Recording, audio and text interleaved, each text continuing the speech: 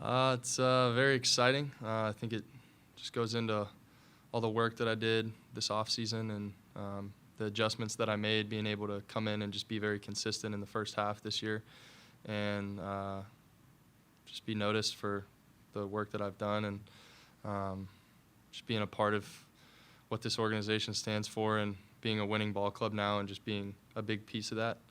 I think it all just goes into being selected for this. So it's a huge honor for myself and just being a part of this organization, being able to wear the Orioles uniform on All-Star Weekend. Is it more meaningful because you've been here so long and watched the organization go down and then go back up and be a part of it? Yeah, when I got drafted, this locker room was all All-Stars. You know, it was a star-studded locker room, and when I was in the minor leagues, I looked up to all the guys that were in the outfield here, Jonesy specifically. So to share something like this with All-Star next to my name, as those Orioles did when I, first got drafted and first got called up, being around those guys. So to feel like I'm kind of part of that brotherhood with them now, it means a lot to me, and especially going through those tough years. And now the team's turned it around. We're playing a lot better baseball. We're winning a lot more games. So to be an All-Star on a good team definitely means a lot. What does it mean to you to go with 3 of your teammates? Yeah, we got 4 guys going to the All-Star game after only having one for, this last stretch of years. So it's going to be a lot more fun to have more guys that I share the clubhouse with every day that I get to go and experience it with all of them. So it's well-deserved on their parts, and I'm excited to share it with them.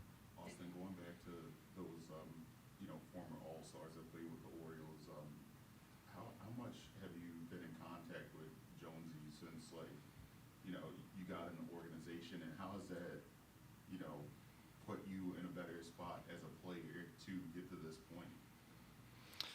Yeah, I wish I would have gotten to play with him a little bit more. That 18 season, I just couldn't find a way to get healthy to get back up to the big leagues, and I just didn't get to share too much time with him. I wish I would have had more, but the small amounts that I did get to spend with him, just his routines, a lot of stuff that he did on a daily basis, the way he took care of his body, that filtered down through the minor leagues. It was something that people talked about, and that was something that I based my game around. His work that he did on a daily basis in the outfield, seeing him shag balls and how much pride he took in his defense, that was something that stood out to me right away. So that's something that I've always stuck with. So I got to go on his podcast and talk to him the other day, and we just got to talk about the changes in the organization and how far they've come these last couple years and how awesome it is to be a part of it now. So I've gotten to have some conversations with him just on how things have progressed the last couple years. So that was fun to go on there and get to talk to him about that. What do you feel are the biggest reasons you've just been able to have more offensive success this year? I think it's consistency all around, consistency with my plate discipline, consistency with what I'm doing mechanically, and then just being very consistent on a daily basis, coming in, building a plan for that starting pitcher and who their go-to arms are going to be most likely to use that night. So just sticking to that no matter what, no matter how one at-bat goes or how a game went, I might have felt off, just going right back in the next day, focusing on the right things, and I think that's just showing up with consistent results on the field. What was that team meeting like this morning? Were you expecting to hear your name called? I actually wasn't. I knew for sure Adley would be in there, and what Felix and Cano have done this year has been incredible. We feel like if we have a 1-run lead going in past the 7th inning, it's lights out. It's just their time to come in and close the door like they always do. So I felt like they were all 100% going to get in. I didn't think I was going to, so it was kind of caught me off guard, and it was just a special moment for me to be able to share that in the locker room with all the guys. How did he announce it? Did he do it like 4 in a row, or do you guys individually? No, we had the whole team together in a setting, and he named off the guys, and he named those 3 first. So I didn't know if that's where the list stopped or not. And then I got to hear my name. So yeah, it was cool. I don't know if you've heard it all, but Hyde has been advocating for you when speaking with us for really the past month. What does that mean to you that not just he but your teammates as well believe that you deserve this recognition? Yeah, my relationships come a long way with Hyder over the years, and I've had multiple conversations with him on the things that I needed to do and the parts of my game that I needed to clean up to be just a big leaguer that could be consistent and put together. I had put together good stretches at times, but I just struggled with the consistency. So, we talked about multiple things, and I feel like he's helped me come a long way in my career. So, getting to hear him tell me that I'm an All-Star this year is great, and getting to hear him say it in front of the whole team and get to share that moment with them, it's special because I'm in here with them every day. I'm with these guys more than I'm with my own family. So, just to be able to share it with all of them it's great. It's what it's all about. Is the possibility or wonder on your mind leading up to these days? When you know the roster's going to come out and the performance this season that you've had so far, that it could be possible? Yeah, I think I did a pretty good job leading up to probably yesterday and today. I started to really think about it like, oh, man, it would be really fun to be able to go and experience that. I think I have a good chance, but I'm just not totally sure. So I think I blocked it out for a while, but definitely was anxious to find out and excited at the same time, just knowing that there was an opportunity for me.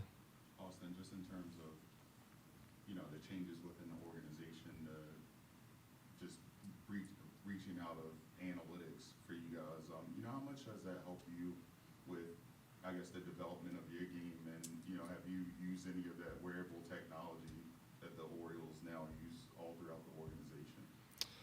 Yeah, I think it's definitely helped me. I can't speak on the pitching side of it just because I don't really experience that. But as an offensive player and breaking down the swing, I've done a lot of work with Matt Borgschult and Ryan Fuller. Building a plan this past offseason from the day the season was over, just looking at what did I need to address and how could we go about it, cleaning it up. They were with me every step of the way in the offseason. And, you kind of get lost in those at moments, like, is what I'm doing going to work? Are we working on the right things? But a lot of it was with the technology, just breaking everything down into bits and parts of my swing. So it's played a big role in what I've done. And, we have some different designs that we have now for plate discipline and how you can track that. Are you swinging at the right pitches and the right counts? That's something that I've really tried to tap into to just make sure that I'm swinging at pitches that I can do damage on and hit hard. So it has been a big focus using the analytics and the technology and just different things that we have to try to help my game and my swing and my focus at the plate, what I'm trying to do. Austin, you said before that this is the best you felt since 2017. How would you kind of compare yourself to that 2017 version? Are you a different player? Are you a more refined version of that same player? Just how do you kind of view yourself now relative to that player who skyrocketed up?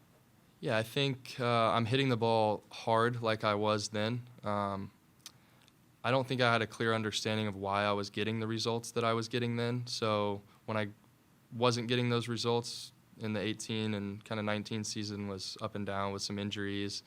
But I did a lot of searching for stuff just because I was trying to do it all based off feel and not a clear understanding of video and what my plan was at the plate.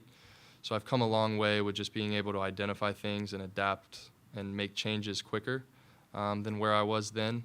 But I've just grown up a lot. I've matured a lot. So I think I'm doing a lot of similar things as what I was mechanically then. I just didn't really know it at the time. So there were definitely some growing years in there.